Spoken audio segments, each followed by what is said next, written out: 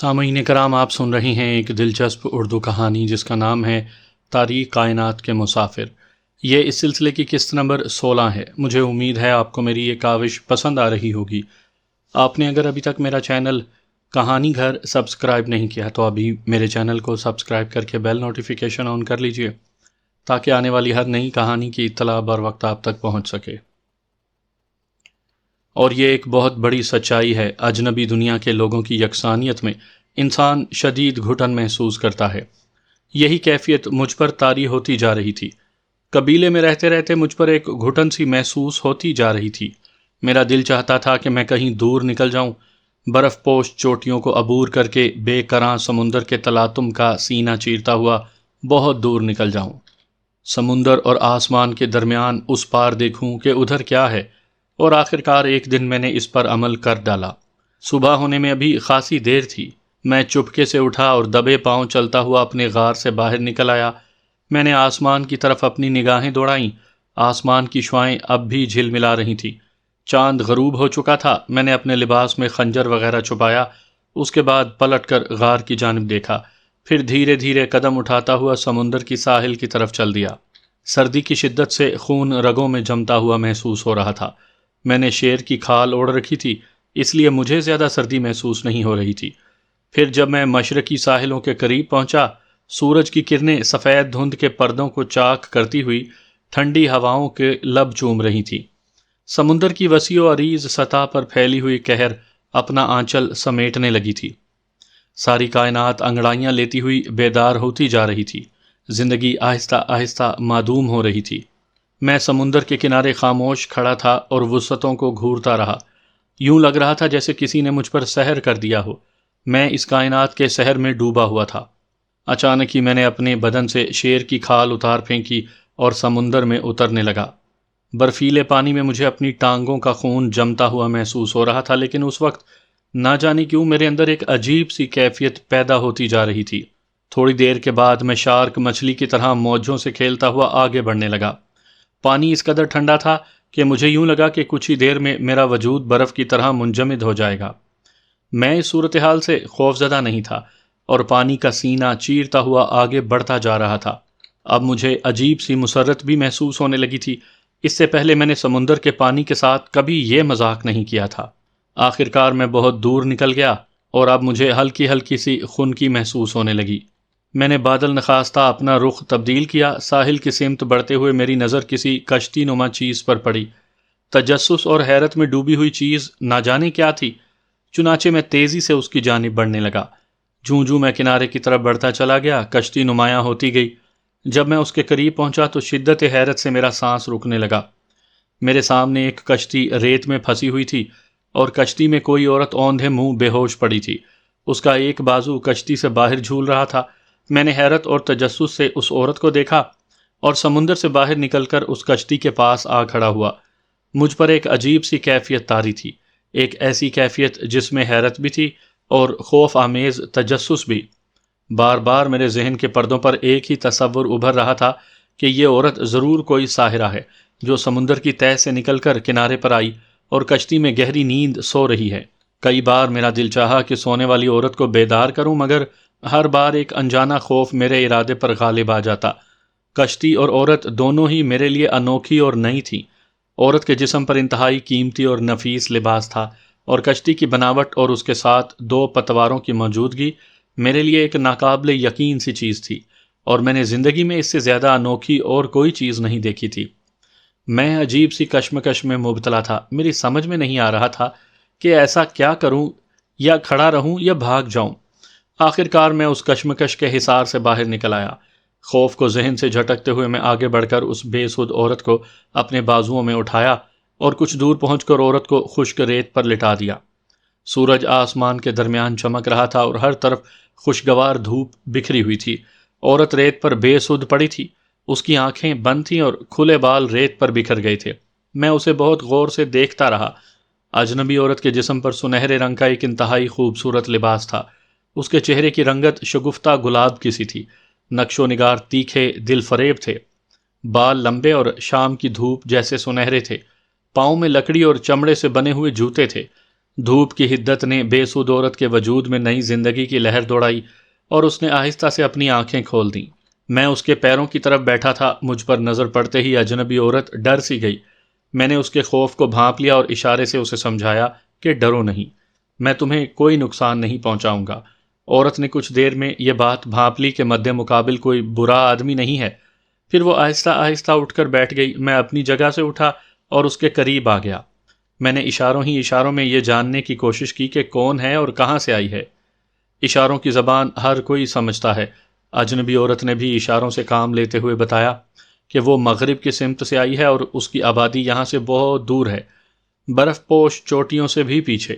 اس نے مجھے یہ بھی بتایا کہ اگر وہ وہاں سے نہ بھاگتی تو اسے قتل کر دیا جاتا۔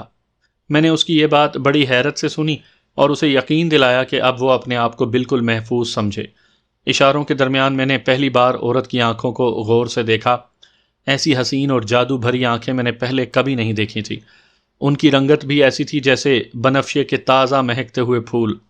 میں نے اجنبی عورت سے اشاروں میں دریافت کیا کہ وہ میرے ساتھ چلنے پر رضامند ہے، اور عورت نے اس بات میں گردن ہلا دی۔ پھر ہم دونوں اس کشتی پر سوار ہو گئے۔ مجھے چپو چلانے کا تجربہ نہیں تھا، اس لیے میں نے معذوری کا اظہار کیا اور عورت نے پتوار سنبھال لیے۔ پھر وہ کشتی چلانے لگی۔ میں اسے حیرت اور استعجاب سے دیکھتا رہا۔ جب مجھے یقین ہو گیا کہ اب میں پتوار چلا سکتا ہوں تو میں نے پتوار اپنے ہاتھ میں لے لیے۔ میں پوری قوت سے کشتی کو آگے بڑھانے لگا۔ سورج ابھی غروب نہیں ہوا تھا۔ ہم دونوں اس جگہ آ گئے جہاں میں نے اپنی شیر کی کھال پھینکی تھی۔ میں نے کھال اٹھائی اور ہم سفر عورت کو اوڑھا دی۔ میں نے اسے اشارہ کیا کہ میرے پیچھے پیچھے چلی آئے۔ عورت بلا جھجک میرے پیچھے پیچھے چل پڑی۔ سورج تیزی سے غروب ہو رہا تھا اور شام کے سائے پھیلتے جا رہے تھے۔ فضا میں خنکی کا اثر بڑھنے لگا تھا اور پرندے اپنے اپنے آشیانے کی سمت محو پرواز تھے۔ طویل فاصلہ طے کرنے کے بعد میں اجنبی عورت کو ہمراہ ایک غار میں داخل ہوا۔ میں نے اپنی بستی کا رخ نہیں کیا تھا اور بالکل ہی الگ راستہ اختیار کیا تھا۔ میری بستی یہاں سے بہت دور تھی اور وہاں تک پہنچنے کے لیے کم از کم آدھا دن درکار تھا۔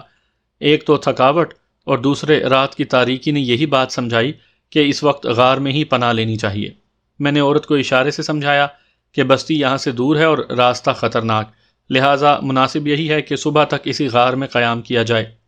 یہ غار چونکہ ایک خلیج کے کنارے پر تھا، اسی مناسبت سے بستی والے اس غار کو سمندر غار کے نام سے پکارتے تھے۔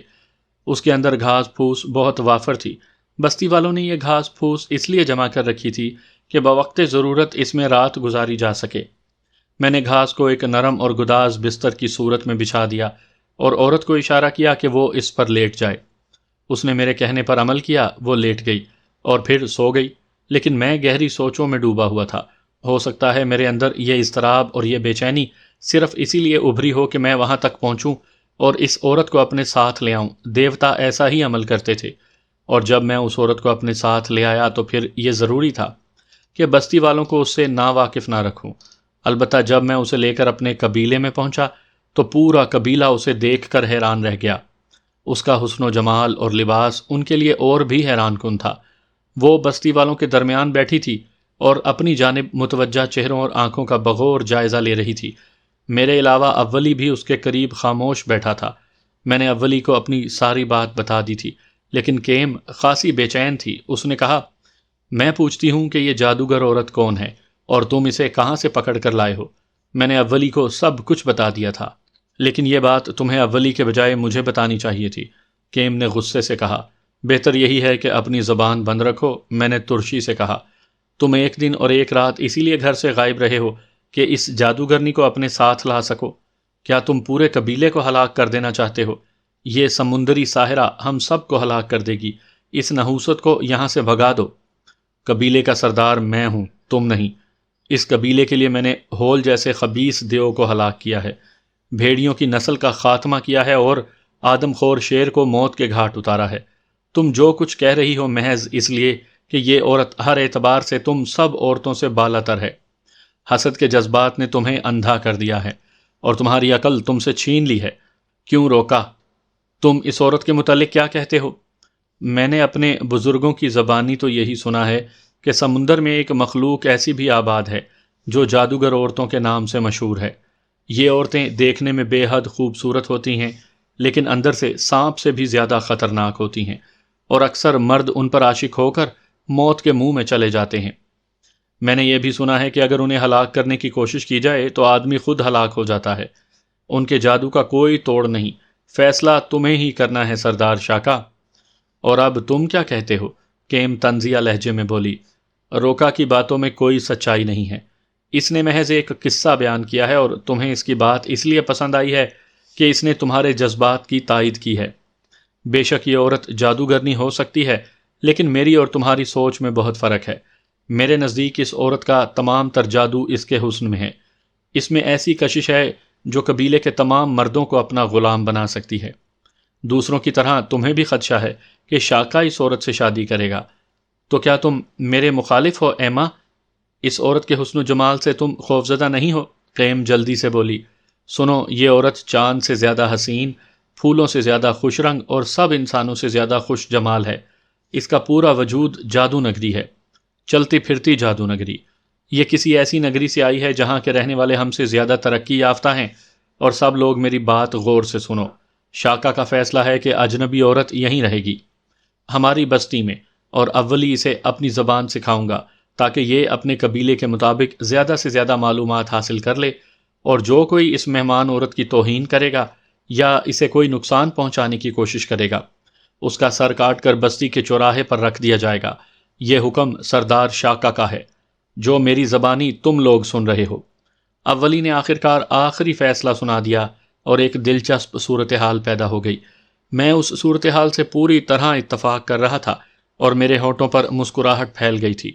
میرے دوست اولی نے آج تک ہر مشکل مسئلے میں میری مدد کی تھی، چنانچہ یہ سارا مسئلہ اس نے چٹکی بجاتے حل کر دیا تھا، اور اب یقینی طور پر ایک دلچسپ صورتحال کا آغاز ہو گیا تھا۔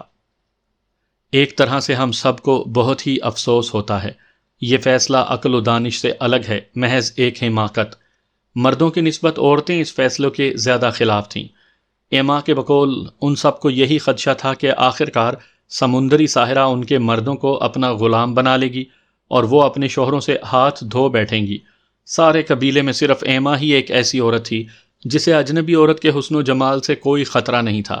اسے اپنے شوہر کی وفاداری پر پورا بھروسہ تھا، لیکن دوسری جانب میں نے اچھی طرح محسوس کر لیا تھا کہ کیم کے دل میں نفرت اور حسد کا ایک طوفان برپا تھا۔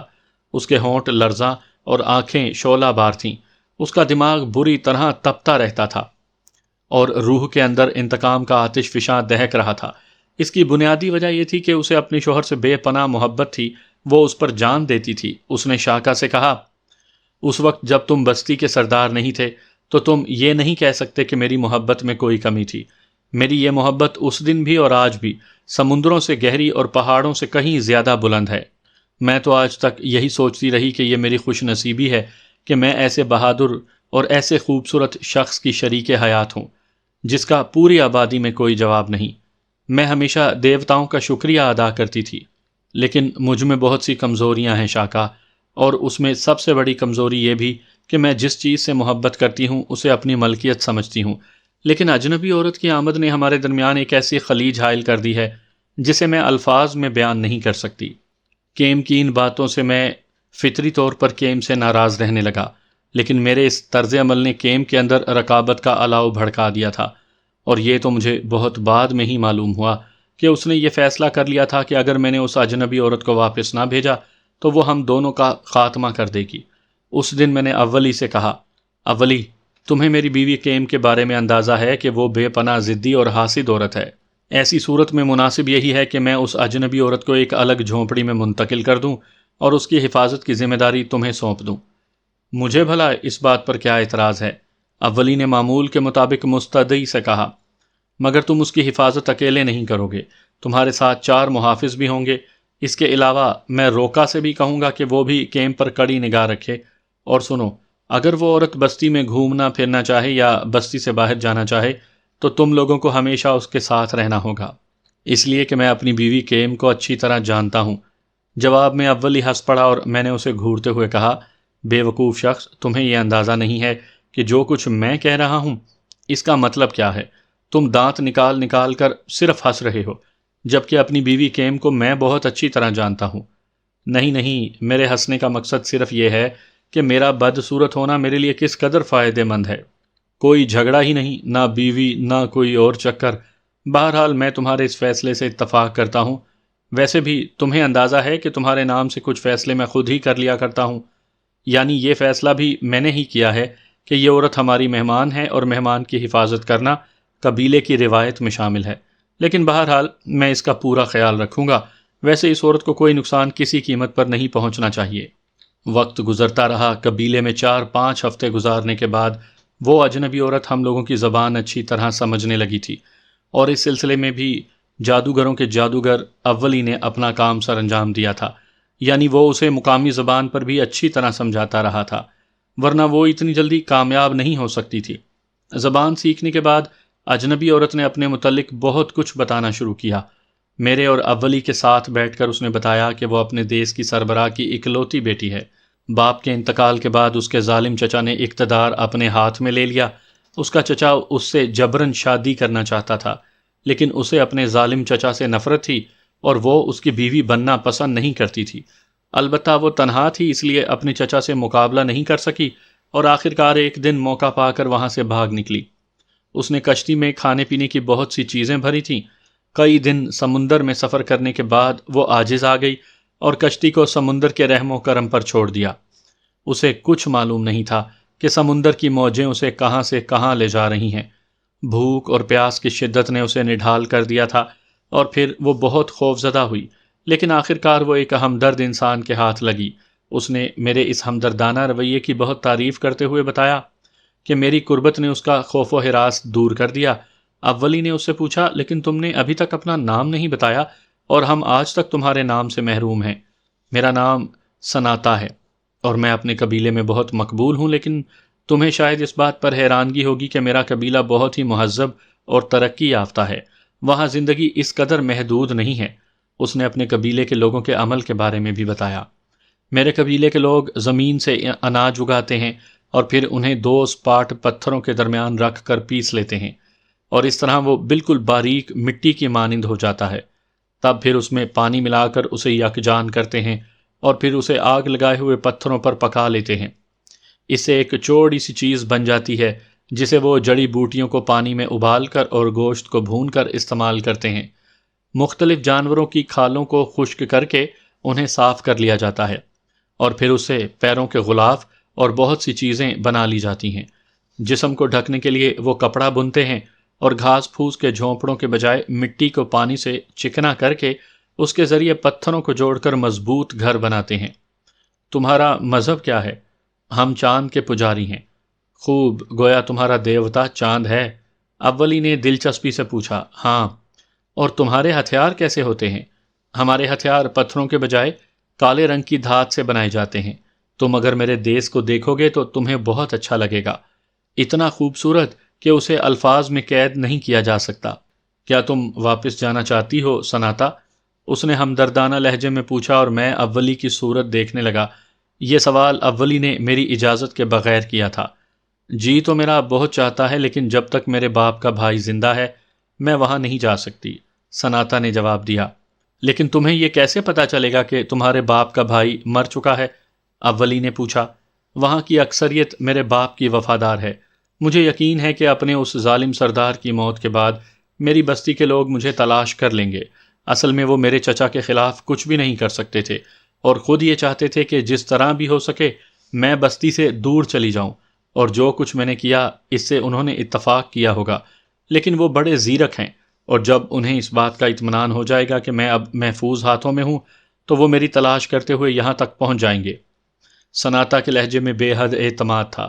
میں اور اولی دیر تک سناتا کی سنائی ہوئی کہانی پر غور کرتے رہے۔ ویسے اس میں کوئی شک نہیں ہے مقدس دوستو کہ میرے دل میں ایک عجیب سی خواہش پیدا ہو گئی تھی۔ اب جب کہ مجھے میرے قبیلے کا سردار بنا دیا گیا تھا تو میں ایسے ہی انوکھے خواب دیکھا کرتا تھا۔ میرا دل چاہتا تھا کہ میری بستی میں بھی خوشحالی ہو، میرے قبیلے کے لوگ خوشی سے دن گزاریں، ان کی زندگی میں کوئی مشکل نہ ہو۔ اب یہی کہا جا سکتا ہے کہ جس دیس سے سناتا آئی تھی وہاں اس قسم کے وسائل ہوں گے کہ وہاں کے لوگ اتنی اچھی زندگی گزار سکیں۔ میں انہی سوچوں میں گم تھا کہ اچانک ہی اولی نے ایک شرارت آمیز حرکت کی۔ اس نے بے اختیار سناتا سے پوچھا، ویسے سناتا، شاکا کے بارے میں تمہاری کیا رائے ہے؟ اولی کے بدنما ہونٹوں پر پھیلی ہوئی مسکراہٹ سے شرارت کے دریاب پھوٹ رہے تھے، لیکن سناتا نے فوراً ہی جواب دیا، بہت خوبصورت، بہادر اور ہمدرد۔ یہ الفاظ ادا کرتے ہوئے سناتا کے لہجے میں جو حیا پیدا ہوئی، اس کے چہرے پر جو رنگ آیا، اس کی آنکھوں میں شرم کا جو انداز ابھرا، وہ قابل دید تھا، اور میں نے اسے پسندیدگی کی نگاہوں سے دیکھا تھا۔ پھر میں نے بھی شرارتاً پوچھا، اور یہ تمہیں کیسا لگا؟ سناتا کے لیے اولی کے بارے میں کچھ کہنا کیا مشکل جواب تھا، لیکن وہ ایک ذہین لڑکی معلوم ہوتی تھی۔ اس نے جلدی سے کہا، ایسا ذہین شخص تو ہمارے یہاں ایک بھی نہیں ہے، لیکن افسوس تم لوگ اس کی قدر نہیں کرتے۔ تم اس کی شکل و صورت کو دیکھ کر اس کے بارے میں بات کرتے ہو، اس کے دل و دماغ میں نہیں اترتے۔ ایسا محبت بھرا دل اور ایسا شاندار ذہن میں نے کہیں نہیں دیکھا۔ میں سناتا کے الفاظ سے بے حد متاثر ہوا تھا، کیونکہ اولی کے بارے میں پورے قبیلے کی رائے الگ تھی، اور میری رائے الگ، اور میری رائے سناتا کی رائے سے مختلف نہیں تھی۔ میں نے مزید کہا، تمہیں یہ سن کر تعجب ہوگا سناتا کہ اس نے اپنی ماں کے بجائے ایک ریچھنی کا دودھ پیا ہے، اور اس کا بچپن جنگل میں ریچھوں کے درمیان میں گزرا ہے، اور میری ریچھنی ماں اب بھی زندہ ہے۔ اولی نے تشکر بھرے لہجے میں بتایا، اگر تم چاہو تو میں تمہیں اس سے ملوا سکتا ہوں۔ میں ضرور ملوں گی۔ میں نے اچھے لوگوں سے سنا ہے کہ ماں صرف ماں ہوتی ہے، اور اسے درندوں اور انسانوں میں تقسیم نہیں کیا جا سکتا۔ ہاں، میں بھی تو ان لوگوں سے یہی کہا کرتا ہوں، لیکن یہ میرا مذاق اڑاتے ہیں۔ اولی نے شکایت آمیز لہجے میں کہا، پھر بولا، میں تو اتنا جانتا ہوں کہ بلا شبہ انسان جانوروں سے افضل ہے، ان پر غالب ہے، لیکن اس کے باوجود ہر انسان کے اندر ایک درندہ چھپا ہوتا ہے۔ بالکل ٹھیک کہا تم نے، ہمارے ہاں کے بزرگ بھی یہی کہتے ہیں، لیکن ہم ان کا مذاق نہیں اڑاتے، بلکہ انہیں قدر و احترام کی نگاہوں سے دیکھتے ہیں۔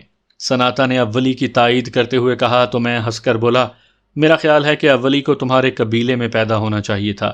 ایسا کرنا سناتا، جب تم واپس جاؤ تو اسے بھی اپنے ساتھ لے جاؤ۔ سناتا کچھ بے باک ہوئی اور مسکراتی ہوئی بولی، میں تو تمہیں بھی اپنے ساتھ لے جاؤں گی۔ ہمارے قبیلے کے لوگوں کو تم جیسے بہادر اور ہمدرد سردار کی ضرورت ہے۔ اولی نے ایک زبردست کہا لگایا تھا، پھر اس نے کہا، اور اس کے بیوی بچوں کا کیا بنے گا؟ اولی کی آواز میں شرارت کوٹ کوٹ کر بھری ہوئی تھی۔ وہ بھی ہمارے ساتھ جائیں گے، سناتا نے جواب دیا۔ اور اگر سارا قبیلہ ہی تمہارے ساتھ چل پڑا ہو تو؟ اولی نے پوچھا۔ تو بھی مجھے کوئی اعتراض نہیں ہوگا، سناتا مسرت بھری آواز میں بولی، بلکہ میں تو چاہتی ہی یہی ہوں، کیونکہ یہاں کی زندگی بڑی کٹھن ہے۔ مجھے تمہارے قبیلے کی بے کسی پر بہت رحم آتا ہے۔ تم یقین کرو، ہمارے قبیلے کے اطراف اناج، پھل اور زندگی کی ضروریات سے بھرپور ہیں۔ کاش تم سب لوگ وہاں جا کر آباد ہو جاؤ۔ ہمارا قبیلہ بہت اچھا ہے، وہ تمہیں اپنے آپ میں ضم کر لے گا۔ تمہارا جذبہ قابل قدر ہے، اور یقینی طور پر تم ایک عظیم عورت ہو۔ ایسی عظیم عورتیں روئے زمین پر کم ہی ہوتی ہیں، اولی نے تعریفی لہجے میں کہا۔ بہت شکریہ، اور مجھے یقین ہے کہ میرے اور اولی کے کنبے کے سوا تمہارے ساتھ اور کوئی جانے کو تیار نہ ہوگا۔ کیوں؟ سناتا نے سوال کیا۔ او، تم نے غور نہیں کیا؟ یہ لوگ تمہارے وجود سے ڈرتے ہیں، تم سے نفرت کرتے ہیں۔ اولی کا لہجہ بے حد سنجیدہ تھا۔ لیکن کیوں؟ وہ اس لیے کہ یہ لوگ بہت ہی پسماندہ ذہنوں کے مالک ہیں۔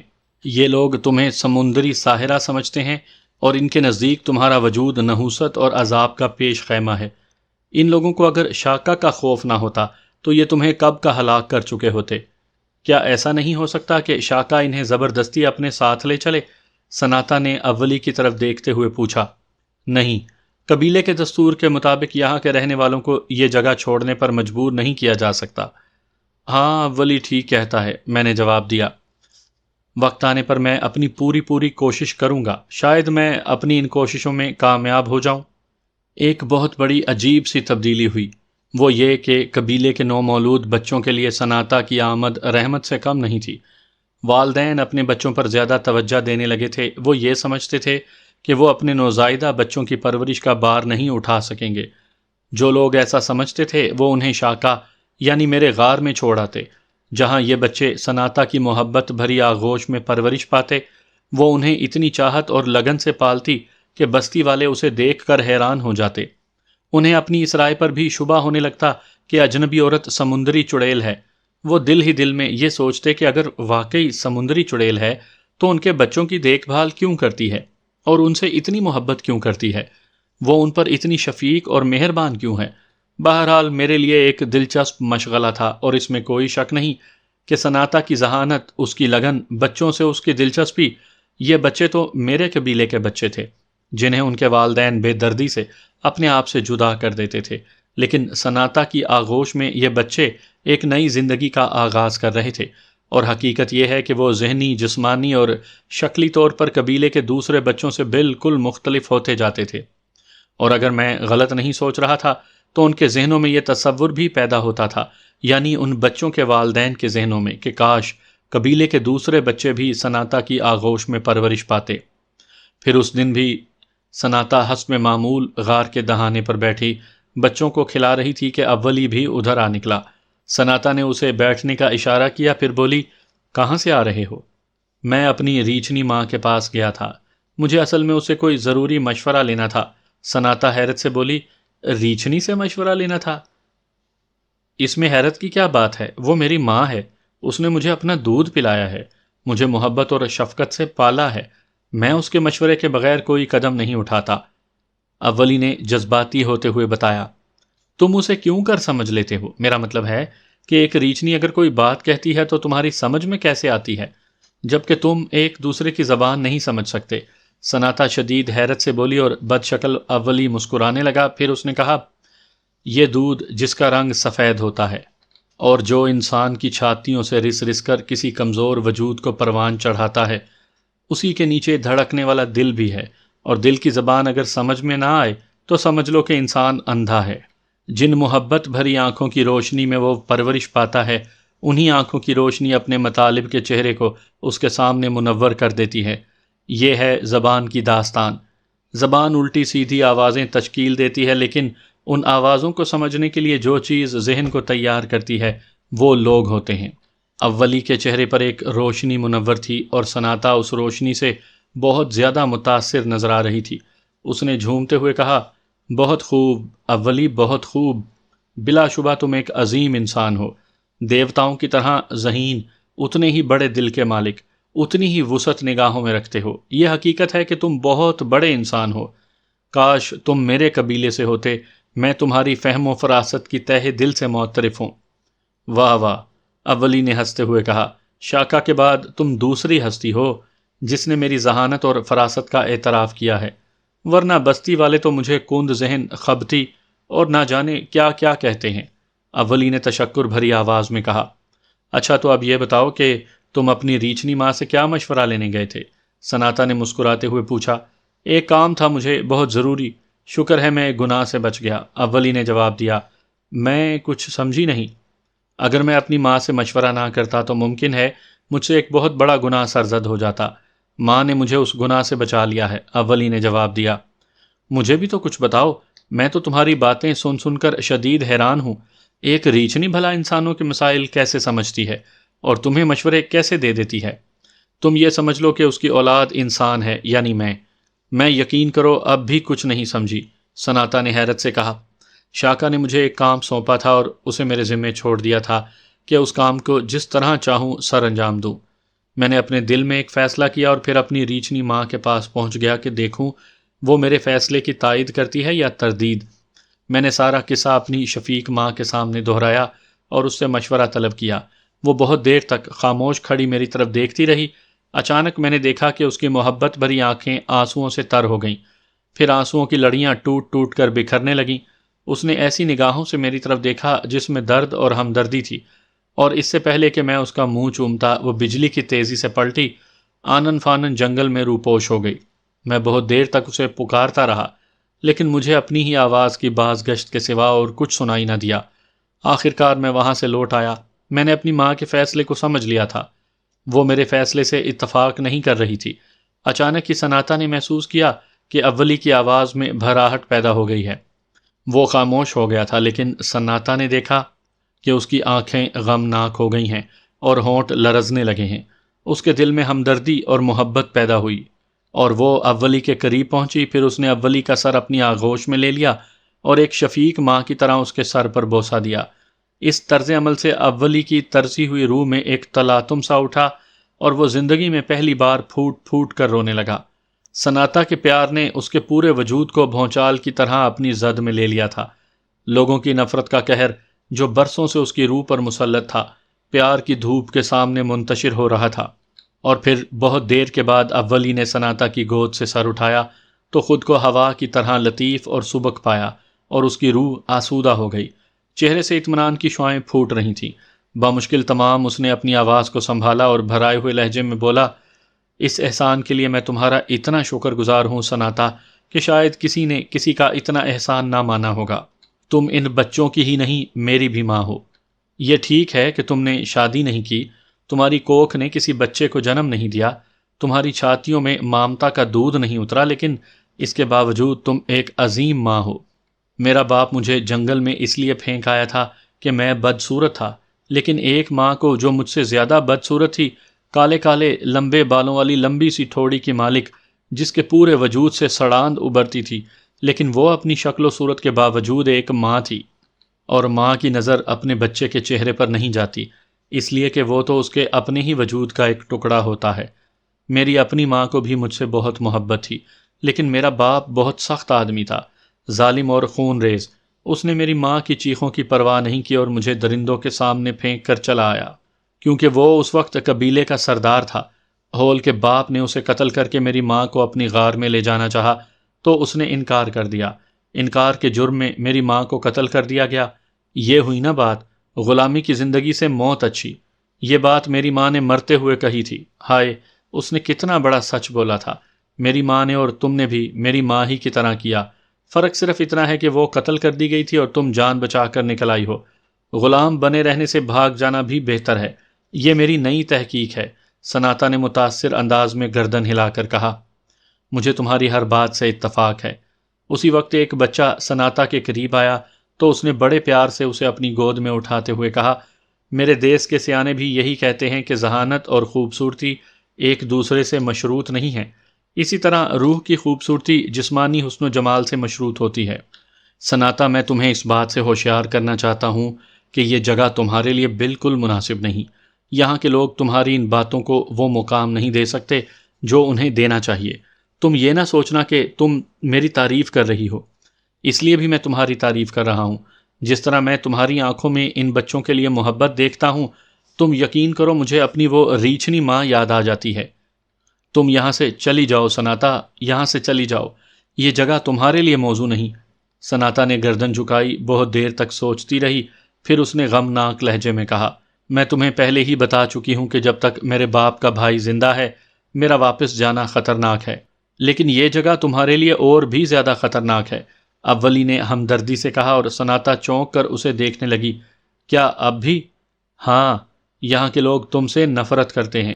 تم جب سے یہاں آئی ہو یہ سارا قبیلہ نحوست کی زد میں ہے۔ سردیاں بہت لمبی ہو گئی ہیں، پرندے درندے اور مچھلیاں نہ جانے کہاں روپوش ہو گئے ہیں، جس کی وجہ سے یہاں لوگوں کو غذا نہیں مل رہی۔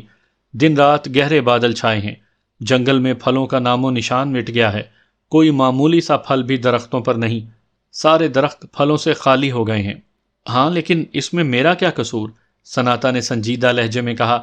جنگل میں پھل غائب ہو گئے ہیں، پرندے کسی اور جگہ چلے گئے ہیں، مچھلیاں سمندر کی تہہ میں چلی گئی ہیں، بادلوں کے تاریک سائے اندھیرے رات کی طرح بستی پر چھا گئے ہیں، اور موسم سرما لمبا ہو گیا ہے، تو اس میں میرا کیا قصور؟ موسم میرے قابو میں تو نہیں ہوتے۔ پرندوں کو تو میں نے یہاں سے روانہ نہیں کیا۔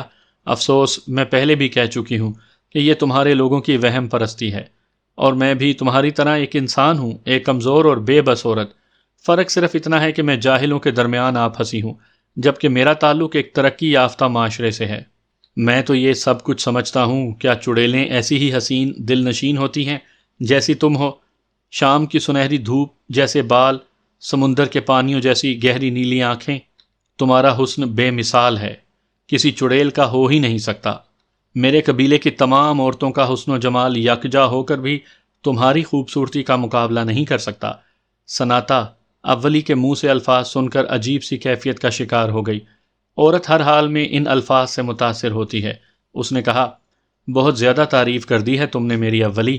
اولی ہنستے ہوئے بولا، لوگ کہتے ہیں کہ میری ماں قبیلے کی حسین ترین عورت تھی، یہاں تک کہ بوڑھے سیانے بھی یہی کہتے ہیں کہ وہ اس قبیلے کی پہلی اور آخری حسین عورت تھی، جس کی خوبصورتی کے سامنے آنکھیں بند ہو جاتی تھیں۔ تم یقین کرو کہ میری ماں کے حصول کے لیے ہی ہول کے باپ نے میرے باپ کو قتل کیا تھا۔ میں ایک بات سمجھنے سے ابھی تک قاصر ہوں، کیا تم اس سلسلے میں میری رہنمائی کر سکتی ہو سناتا؟ سناتا نے نگاہیں اٹھا کر اولی کو دیکھا تو اولی بولا، یہ انسان ہو یا جانور، خوبصورت مادہ کے لیے ہی پاگل کیوں ہو جاتے ہیں؟ سناتا ایک دم شرما گئی۔ اس نے کہا، یہ تو مجھے بھی نہیں معلوم، اور تم کہہ رہے تھے کہ میں یہاں غیر محفوظ ہوں۔ میں نے غلط نہیں کہا، اولی فکر بھرے انداز میں بولا۔ اگر تم یہاں محفوظ رہنا چاہتی ہو تو صرف ایک ہی صورت ہے۔ وہ کیا؟ میرا ایک مخلصانہ مشورہ ہے کہ تم شاکا سے شادی کر لو، اولی نے کہا، اور سناتا عجیب سی کیفیت کا شکار ہو گئی۔ اولی اپنی دھن میں مست بولا، اس طرح کوئی تمہاری طرف آنکھ اٹھا کر بھی نہیں دیکھے گا۔ مگر یہ کیسے ممکن ہے؟ شاکا تو پہلے ہی شادی شدہ ہے، اور پھر تم نے ہی تو بتایا تھا کہ قبیلے کا سردار پہلی بیوی کی موجودگی میں دوسری نہیں کر سکتا۔ یہ تمہارے قبیلے کا رواج ہے اور ہر سردار کو اس کی پابندی کا حلف اٹھانا پڑتا ہے۔ بے شک تم نے صحیح سنا ہے، لیکن یہ رسم و رواج آسمان سے نہیں اترے، انہیں ہم خود بناتے ہیں، اور ان رسموں کو حسب ضرورت توڑا بھی تو جا سکتا ہے، اور یہ عمل اب تک جاری ہے۔ نہ جانے کتنے رسم و رواج بنے اور ٹوٹے، اور یہ حلف اور یہ قسمیں، ان کی کوئی اہمیت نہیں، اولی نے کہا۔ لیکن میری بات سنو، اقتدار اور طاقت کے آگے ضابطوں کی حیثیت نازک کونپلوں جیسی ہوتی ہے۔ شاکا اگر تم سے شادی کرنا چاہے تو اسے کوئی نہیں روک سکتا۔ کیا وہ مجھ سے شادی کرے گا؟ سناتا نے عجیب سے لہجے میں پوچھا۔ تم کیسی بات کرتی ہو؟ میں تمہیں بتاؤں، میرا اس سے گہرا دوست اور کوئی نہیں، جتنا میں اسے سمجھتا ہوں اور کوئی نہیں جانتا۔ جب تم اس کے سامنے ہوتی ہو تو اس کے چہرے پر تمہارے لیے دیوانگی طاری ہو جاتی ہے۔ یہ میرا دعویٰ ہے کہ جس روز سے اس نے تمہیں دیکھا ہے، ہر وقت تمہارے بارے میں سوچتا رہتا ہے۔ مگر اس نے مجھ سے تو ایسی کوئی بات نہیں کی، سناتا حیرت سے بولی۔ اگر وہ ایسی بات کرتا تو ذرا اس کے لیے مشکل ہو جاتا۔ کیوں؟ اس لیے کہ وہ شادی شدہ ہے۔ ایک اور محبت کے معاملے میں دنیا کا ہر شخص مشکل کا شکار ہوتا ہے۔ اظہار محبت سے مشکل اور کوئی کام نہیں ہے۔ تمہارا کیا خیال ہے اس بارے میں؟ اولی نے کہا، اور سوالیہ انداز میں سناتا کو دیکھنے لگا، پھر بولا، اس کے علاوہ ایک اور بات بھی ہے جو شاکا کو اظہار محبت سے روکتی ہے، اور وہ ہے اس کی سرداری۔ اگر وہ ایسا سمجھتا تو مجھ سے ضرور اس چیز کا اظہار کرتا۔ سناتا ایسے کہہ رہی تھی جیسے وہ اپنی بات کا یقین کرنا چاہتی ہو۔ محبت چیز ہی ایسی ہوتی ہے سناتا، بڑے بڑے بہادر لوگ محبت کے ہاتھوں اس قدر مفلوج ہو جاتے ہیں کہ کچھ بھی نہیں کر پاتے۔ شاکا کا شمار بھی ایسے ہی لوگوں میں ہے۔ اگر اسے مجھ سے محبت ہے تو مجھ سے شادی کا خواہش مند ہے تو اسے چاہیے کہ وہ مجھ سے خود بات کرے۔ سناتا نے فیصلہ کن لہجے میں کہا، ایک سوال کروں؟ ہاں ضرور، سچ بتاؤ گی؟ میں سچ ہی بولتی ہوں۔ کیا تمہیں بھی اس سے محبت ہے؟ اولی نے پوچھا، اور سناتا ایک لمحے کے لیے خاموش ہو گئی، پھر اس نے کہا، میں عورت ہوں لیکن شاکا کی طرح بزدل نہیں۔ مجھے کہتے ہوئے کوئی جھجک اور خوف محسوس نہیں ہوتا کہ میں اس کو چاہنے لگی ہوں۔ مجھے وہ بہت اچھا لگتا ہے اور یہ بات پورے قبیلے والوں کے سامنے کہہ سکتی ہوں، لیکن اس کے باوجود میں اس سے شادی نہیں کروں گی۔ سناتا کے ان الفاظ پر اولی پوری طرح چونک پڑا، اس کا منہ حیرت سے کھل گیا۔ اس نے تعجب سے پوچھا، وہ کیوں؟ اس لیے کہ تمہاری پوری بستی مجھے چڑیل سمجھتی ہے، سب حقارت سے دیکھتے ہیں۔ میری آمد نے انہیں مصیبتوں میں مبتلا کر دیا ہے۔ برف کے نام نہاد تودے جنہیں یہ لوگ دیوتا کہتے ہیں، ان سے خفا ہو گئے ہیں۔ اگر شاکا نے مجھ سے شادی کر لی تو پھر پوری بستی تباہ ہو جائے گی۔ وہ لوگ تو یہی سوچتے ہیں، یہی بات ہے نا؟ سنو سناتا، اگر تم یہاں رہنا چاہتی ہو تو تمہیں شاکا سے شادی کرنا ہوگی، دوسری صورت میں تمہاری جان ہر وقت خطرے میں گھری ہے۔ اول تو قبیلے پر کوئی آفت نہیں آئے گی، یہ بات میں اچھی طرح جانتا ہوں۔ برف کے ان تودوں کی ہمیشہ مخالفت کی ہے میں نے انہیں کبھی دیوتا تسلیم بھی نہیں کیا۔ اس بستی پر کبھی کوئی عذاب نہیں آئے گا، اور اگر ایسا ہو بھی جائے نا تو یہ سمجھ لو کہ تمہارا کچھ نہیں بگڑے گا۔ میں تمہیں یہی مشورہ دیتا ہوں کہ ان کی نفرت اور حقارت کی پرواہ کیے بغیر شاکا سے شادی کرو۔ اگر تم یہ نہیں کر سکتی تو میرا مشورہ ہے کہ واپس چلی جاؤ۔ قبیلے کا ہر فرد تم سے نفرت کرتا ہے، اور سب سے بڑی دشمن تمہاری وہ عورت ہے جس کا نام کیم ہے۔ وہ رقابت کی آگ میں جل رہی ہے، اور سچ جانو تو خود بھی تم سے حسد کرنے لگا تھا میں، لیکن اولی نے کہا، اور سناتا ایک دم چونک پڑی۔ اس نے تعجب بھری نگاہوں سے اولی کو دیکھا، پھر مدھم لہجے میں بولی، تم بھی مجھ سے حسد کرتے تھے؟ کرتا تھا، اب نہیں کرتا، اولی نے جواب دیا۔ سناتا بدستور سوالیہ نگاہوں سے اسے دیکھتی رہی تو اولی بولا، اصل میں شاکا کو تمہاری جانب ملتفت دیکھ کر میرے دل میں بھی حسد کی آگ بھڑک اٹھی تھی۔ میں نے شاکا کو اس بات پر رضامند کر لیا تھا کہ اگر مناسب سمجھوں تو تمہیں قتل بھی کر سکتا ہوں۔ پھر میں نے تمہیں قتل کرنے کا فیصلہ کر لیا، لیکن جب میں نے اپنی ریچھنی ماں سے مشورہ کیا تو اس کی آنسو بھری آنکھوں نے مجھے اپنا فیصلہ بدل دینے پر مجبور کر دیا، اور اب میں اس فیصلے پر بے حد شرمندہ ہوں۔ تم جیسی مہربان اور شفیق ہستی کو قتل کر دینا میرے بس کا کام نہیں۔ اس سے قبل سناتا دلچسپی کی نظروں سے اولی کو دیکھ رہی تھی اور اس کی باتیں سن رہی تھی، لیکن اولی کے ان الفاظ نے اسے سحر زدہ کر دیا۔ وہ پلکیں جھپکائے بغیر اولی کو دیکھتی رہی۔ اولی نے نگاہیں جھکا لیں۔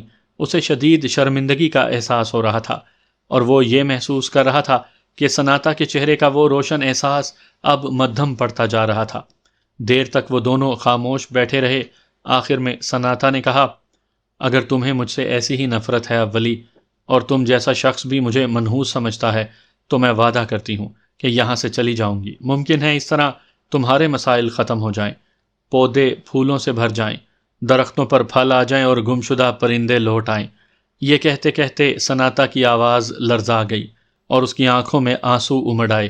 اس نے کہا، اب میں تم سے التجا کرتی ہوں کہ مجھے تنہا چھوڑ دو۔ تم نے مجھے غلط سمجھا ہے سناتا، تم نے مجھے غلط سمجھا ہے۔ میں تو تمہیں اب ماں کہہ چکا ہوں، اور کوئی اپنی ماں سے کیسے نفرت کر سکتا ہے؟ تم مجھے ہر شے سے زیادہ عزیز ہو۔ شاکا سے شادی کا مشورہ میں نے اس لیے دیا ہے کہ اب میں تمہاری حفاظت کرنا چاہتا ہوں۔ اس سے میری کوئی ذاتی غرض وابستہ نہیں۔ تمہاری عظمت نے مجھے مجبور کر دیا ہے کہ تمہاری بہتری کے لیے میں ہر اچھی بات سوچوں، اور میں چاہتا ہوں کہ تم قبیلے کی سردار بن کر سب پر حکم چلاؤ۔ لیکن اس کے باوجود اگر تمہیں میرا مشورہ قبول نہیں اور تم یہاں نہیں رہنا چاہتی تو نہ رہو، لیکن تم اکیلی نہیں جاؤ گی، میں بھی تمہارے ساتھ جاؤں گا۔ سنو۔ اچانک ہی اولی اپنی جگہ سے اٹھ کھڑا ہوا، پھر بولا، میں جا رہا ہوں، تم خوب اچھی طرح سوچ لو، اور جو فیصلہ بھی تم کرو گی وہ مجھے قبول ہوگا۔ یہ کہہ کر وہ وہاں سے چلا گیا۔ یہ ساری صورتحال میرے علم میں تھی، اور کوئی یہ سمجھ بھی نہیں پا رہا تھا کہ میں سردار ہر چیز سے آشنا ہوں۔ میں یہ دیکھ رہا تھا کہ اونٹ کس کروٹ بیٹھتا ہے۔ یہ سب لوگ اپنا اپنا کھیل کھیل رہے تھے، لیکن ایک کھیل میں بھی کھیلنا چاہتا تھا، اور وہ کھیل اس وقت کھیلنا چاہتا تھا جب سب لوگ اپنا اپنا کھیل کھیلیں۔ چنانچہ میں نے تھوڑی ہی دیر کے بعد دیکھا کہ کیم وہاں پہنچی۔ وہ سر سے پاؤں تک حسد کی آگ میں جل رہی تھی۔ اس نے وہاں پہنچتے ہی خون خار لہجے میں سناتا کو مخاطب کر کے کہا، سن اے سمندری چڑیل، آج میں تجھ سے آخری فیصلہ کرنے آئی ہوں۔ سناتا جو پہلے ہی اولی کی باتوں سے دل برداشتہ تھی، آنسو بھری آنکھوں سے کیم کو دیکھتے ہوئے بولی، بول، تو مجھ سے کیا چاہتی ہے؟ تو فوراً یہاں سے دفع ہو جا۔ تو نے میرے شوہر کو اپنے قبضے میں کر لیا ہے، سارے قبیلے میں تیری نحوست پھیل چکی ہے، تیرے ناپاک وجود نے ہمارے دیوتاؤں کو ناراض کر دیا ہے، اور ہم سب عذاب میں گرفتار ہو گئے ہیں۔ تو دیکھنے میں تو خوبصورت ہے، لیکن اندر سے نہایت مکروہ۔ اصل میں اس کی وجہ یہ ہے کہ تو ایک خبیث روح ہے، سر سے پاؤں تک نحوست میں ڈوبی ہوئی۔ اور اے عورت، اگر تو اپنی جان کی امان چاہتی ہے تو یہاں سے دفع ہو جا۔ میں تجھے صرف 1 دن کی مہلت دیتی ہوں۔ اگر تو نہیں جاتی تو میں بہت ضدی عورت ہوں۔ کیم کا لفظ زہر میں ڈوبا ہوا تھا۔